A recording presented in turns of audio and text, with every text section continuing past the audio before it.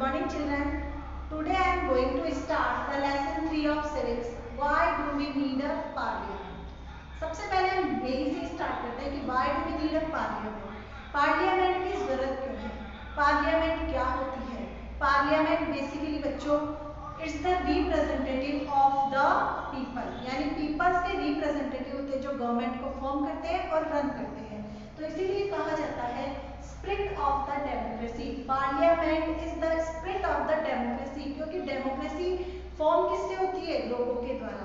It is a form of A government किसके द्वारा? By people, of the people and for the people. It shows the ideas of the peoples participation and decision making. ये parliament की ये idea show करती है कि किस तरह से जनता एक कंट्री के लिए कोई भी रूल्स और रेगुलेशन या लॉ बनाने में कैसे अपने डिसीजन मेकिंग पावर का यूज करती है, अपना कैसे पार्टिसिपेशन देती है, कि कैसे अपनी पब्लिक ओपिनियन को किसी भी इशू के लिए रखती है। We are going to study about in this chapter role of people and their participation। हम ये करेंगे रिप्रेजेंटेटिव ऑफ द पीपल, ठीक है, लोगों का किस तरह से रिप्रेजेंटेशन है, और functions of the parliament. So why should people decide, कि सबसे पहले है कि पीपल कैसे डिसाइड कर सकते हैं। पीपल किसी भी कंट्री के लिए अगर हम पॉलिसीज मेकिंग कर रहे हैं तो पीपल्स का क्या रोल होगा, वो कैसे डिसाइड करेंगे। तो हम थोड़ा एंशिएंट टाइम पर चलते हैं, जब जहाँ से हम हमारा नेशनल मूवमेंट स्टार्ट होता है वहाँ से बहुत अच्छे से समझेंगे।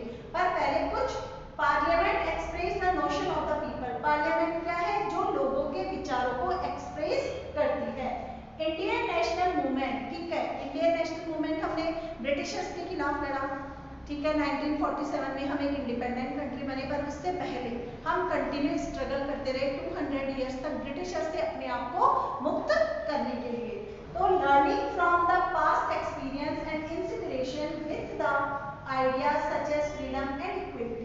कंटिन्यू स्ट्रगल करते आ रहे थे, तो हमें ये आइडिया हम इस नेशनल मूवमेंट से समझ चुके थे, इस पास्ट एक्सपीरियंस से हमें अनुभव हो गया था कि फ्रीडम और इक्वलिटी किसी भी इंडिविजुअल के लिए या किसी भी कंट्री में रहने वाले सिटीजन्स के लिए कितनी इंपॉर्टेंट है।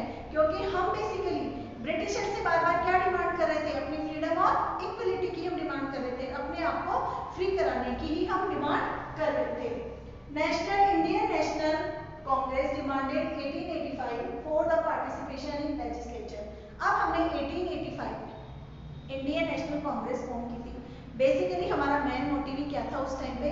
फ्रीडम तो हम उस टाइम सोच ही नहीं रहे थे, हम सिर्फ यही सोच रहे थे कि हमें भी गवर्नमेंट के कामों में पार्टिसिपेशन मिले, यानी लेजिस्लेचर में थ्रू इलेक्शन इंडियंस लीडर्स को भी पार्टिसिपेशन करने का मौका मिले, ताकि हम भी वो एक्सपीरियंस ले सके कि किस तरह से हम गवर्नमेंट को फॉर्म कर सकते हैं।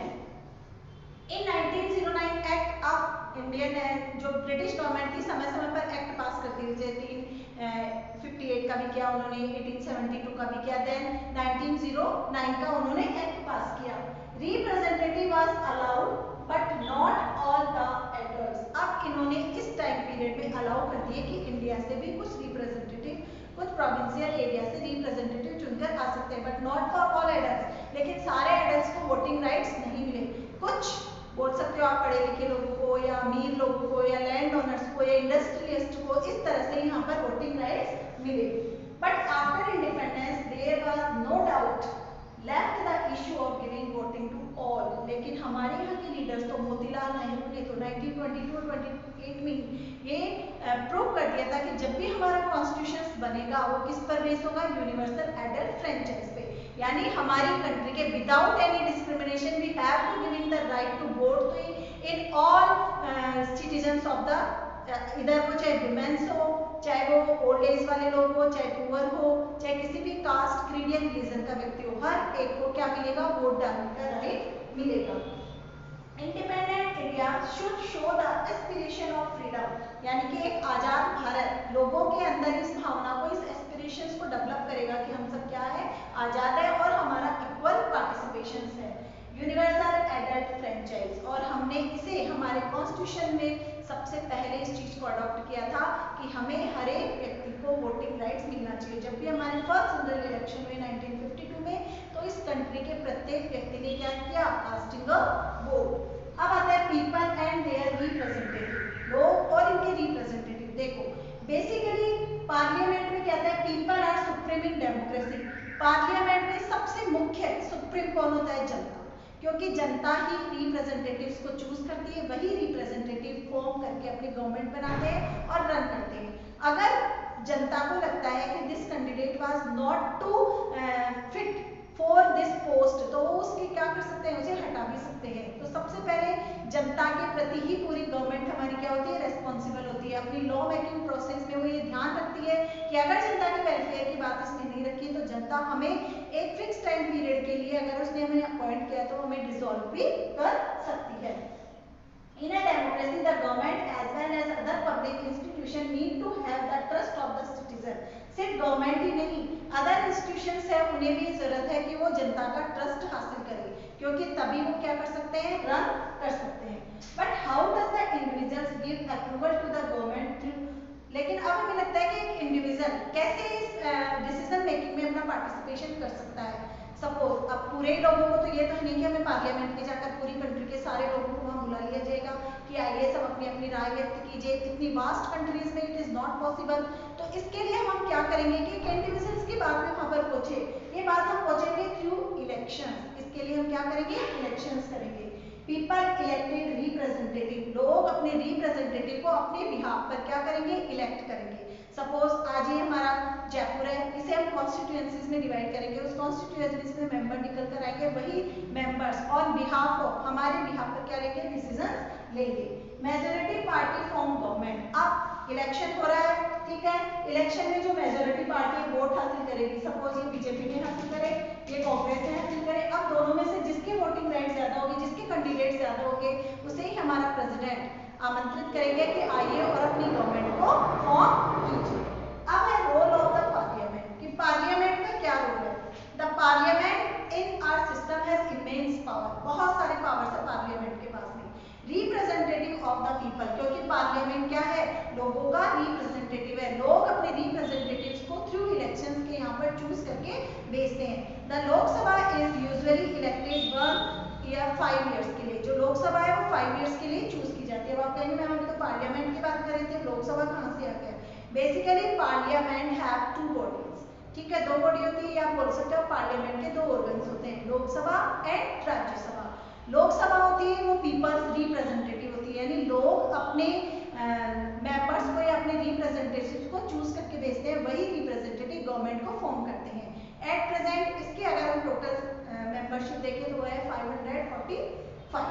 इसमें से 543 मेंबर्स हमारे इलेक्ट होकर जाते हैं, 2 members nominated by the president. वो 2 मेंबर्स होते हैं एंग्लो इंडियन कम्युनिटी के।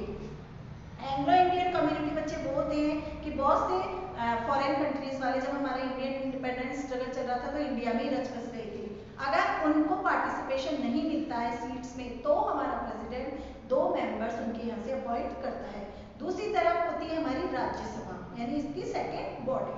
राज्यसभा होती है वो होती है एक तरह से रिप्रेजेंटेटिव ऑफ द स्टेट्स, क्योंकि इसमें स्टेट्स अपने मेंबर्स को चूज करके भेजती है। एट प्रेजेंट उसकी भी टोटल संख्या जो स्टेट्स और यूनियन टेरिटरीज से आते हैं वो है 233। Then plus 12 members nominated by the president. वो डिफरेंट फील्ड से होते हैं, साइंस से हो सकते हैं, आर्ट्स से हो सकते हैं, लिटरेचर से होते हैं, कोई प्रोफेसर्स हो सकते हैं। तो ये सारे मेंबर्स चूज किए जाते हैं।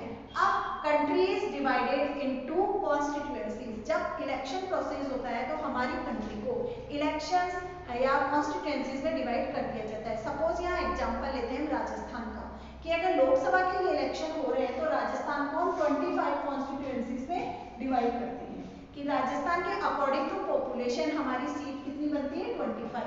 तो पूरे राजस्थान को 25 कॉन्स्टिट्यूएंसीज में क्या किया जाएगा? डिवाइड किया जाएगा। Each constituencies have elected 1 member. हर एक कॉन्स्टिट्यूएंसी से एक मेंबर रिप्रेजेंटेटिव चुना जाएगा।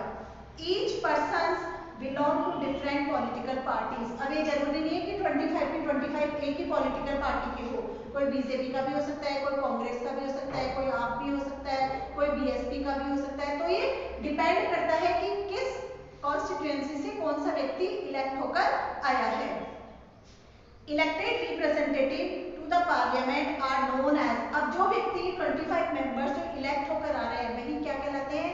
मेंबर्स ऑफ पार्लियामेंट, या एमपीज भी आप इन्हें बोल सकते हो।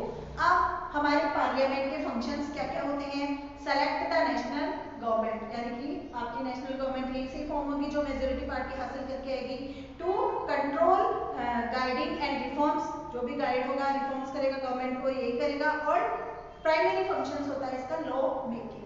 ये तीनों functions we will discuss in our next video. I think everyone has understood about the topic. Till then, have a good day children.